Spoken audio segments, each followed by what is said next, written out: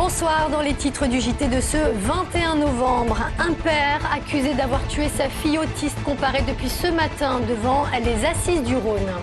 Le Loup, pas vraiment à la fête. Les Lyonnais ont perdu samedi soir face à Toulon pour leur tout premier match dans leur nouveau stade. Et puis le Cirque Plume s'est installé au parc de Miribel-Jonage, un spectacle qui rend hommage à la peinture. Au lendemain de la marche en hommage à Agnès, qui a réuni plus de 4000 personnes à Chambon-sur-Lignon, le meurtrier présumé de la jeune adolescente a lui été placé en détention. Il vient en effet d'être transféré à l'établissement pénitentiaire pour mineurs de Mézieux. Il devrait y séjourner durant plusieurs mois jusqu'à l'ouverture de son procès. Âgé de 17 ans, le lycéen avait déjà effectué 4 mois de prison pour le viol d'une jeune fille. C'était en 2010. Il a tué sa fille parce que selon lui, personne n'en voulait. Un homme de 45 ans comparaît depuis ce matin devant la cour d'assises du Rhône. Il est accusé d'avoir étouffé sa fille autiste de 9 ans. Un procès qui s'annonce compliqué, l'homme souffrant lui-même de troubles psychologiques. Benoît d'Autriche. Les faits remontent à 2009. Dans un appartement de Mézieux, les pompiers découvrent le corps sans vie d'une fillette de 9 ans. Étendu à ses côtés, son père, les poignets tailladés. Après avoir repris connaissance, l'homme avoue, il a étouffé sa fille autiste parce que tout le monde les avait abandonnés. Aujourd'hui à la barre, il n'en a pas dit plus. Il explique son geste par énormément de désespoir, il le regrette, ça c'est une évidence. Mais en même temps, quand on lui demande qu'est-ce qu'il aurait fait, il n'arrive pas à trouver de réponse. Séparé de la mère, l'accusé vivait au moment des faits avec une autre femme et c'est quand celle-ci lui a annoncé qu'elle les quittait, lui et sa fille, qu'il a, dit-il, décidé d'en finir. Aux enquêteurs, il a ensuite expliqué qu'il était soulagé parce que maintenant sa petite fille ne souffrait plus. Un discours ambigu selon les parties civiles. Il donne un certain nombre d'explications qui ne sont pas très cohérentes sur les raisons de son passage à l'acte. Moi, ce qui m'intrigue un peu, c'est de savoir s'il est conscient que les raisons qu'il donne sont mauvaises. Aujourd'hui, l'accusé est interné au Vinatier, suivi, et les psychiatres décrivent tous un homme agressif qui n'a jamais accepté le handicap de son enfant et qui se pose en victime de la situation.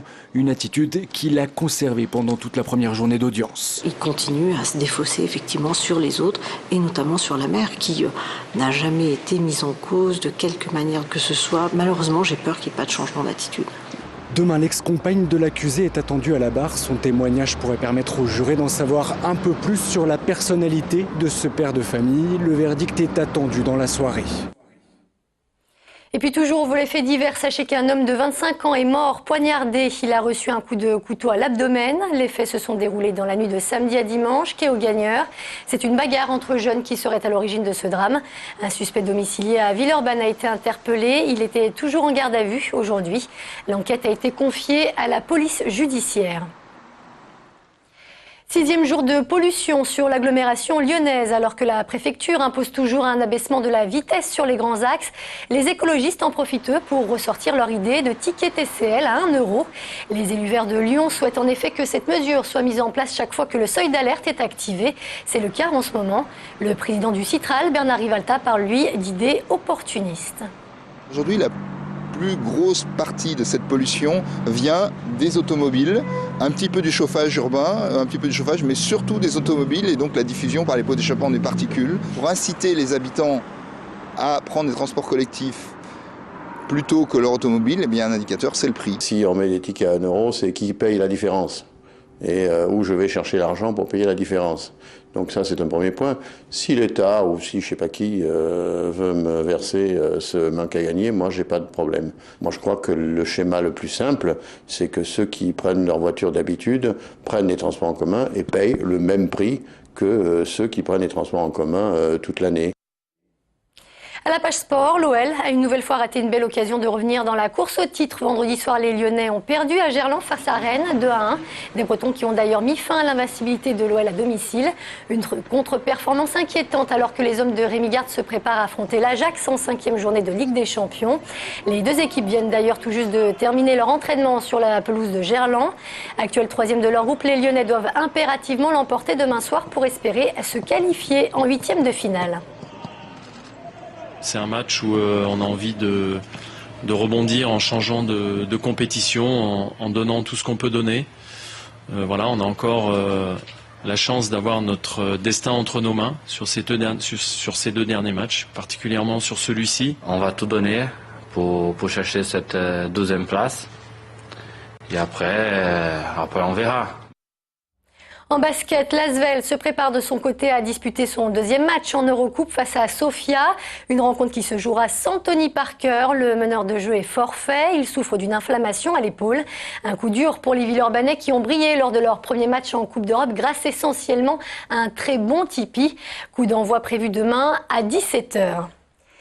Et puis en rugby, la fête a été un peu gâchée. Samedi soir, le Loup, qui inaugurait son tout nouveau stade, s'est finalement incliné face à Toulon, 26-19. Une défaite au goût amer pour les hommes de Raphaël Saint-André qui avaient à cœur de réussir leur entrée à domicile. Émilie Deschamps.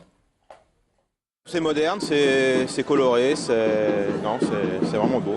Puis c'est grand, c'est beau, c'est tout fait à neuf. C'est un grand moment pour nous, stade magnifique, ambiance magnifique. Des supporters unanimes au moment de découvrir samedi soir le Matmut Stadium. En feu d'artifice, 7615 têtes de loup pour accueillir les joueurs sur la pelouse.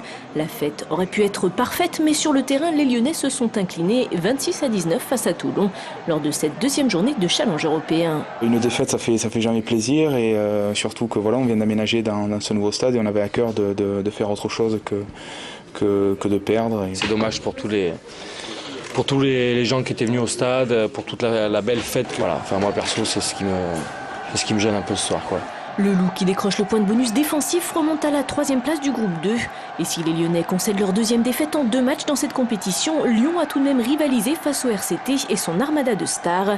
Une rencontre encourageante pour la suite de la saison et les 3 matchs en une semaine qui attendent le Loup en top 14. On est content d'avoir fait un bon match et avec des joueurs qui n'avaient pas joué depuis longtemps. Après, on a une semaine qu'on va nommer la semaine de la mort. Je crois que là, on en saura beaucoup plus sur notre issue en top 14. Avec 2 matchs en retard, Lyon pointe à la 13e place du classement de top 14 avant un déplacement à Bayonne samedi. Le Loup accueillera ensuite dans son Matmut Stadium Montpellier puis Perpignan. On termine avec le Cirque Plume qui s'est installé depuis quelques jours au parc de Miribel-Jonage. Au programme, un spectacle mêlant toujours poésie et acrobatie, autour cette fois du thème de la peinture, sous le chapiteau Pierre Genevray. Oubliez tout ce que vous connaissez des cirques classiques. Ici, pas de ménagerie, mais des acrobates, des humoristes, des musiciens qui se succèdent sur les planches pour mettre en vie un univers presque onirique. L'Esprit Plume, c'est une façon de poésie, c'est une façon d'humour. C'est un spectacle qui est très très musical depuis le début et qui va chercher une relation particulière et intense entre un spectacle et un public.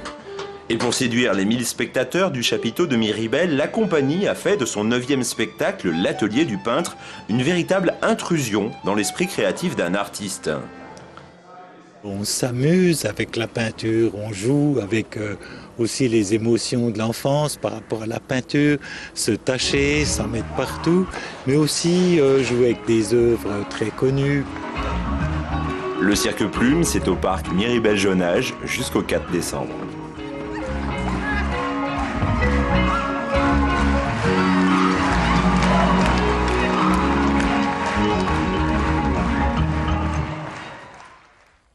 Voilà pour l'essentiel de l'actualité. Merci de votre fidélité. Très bonne soirée sur TLM.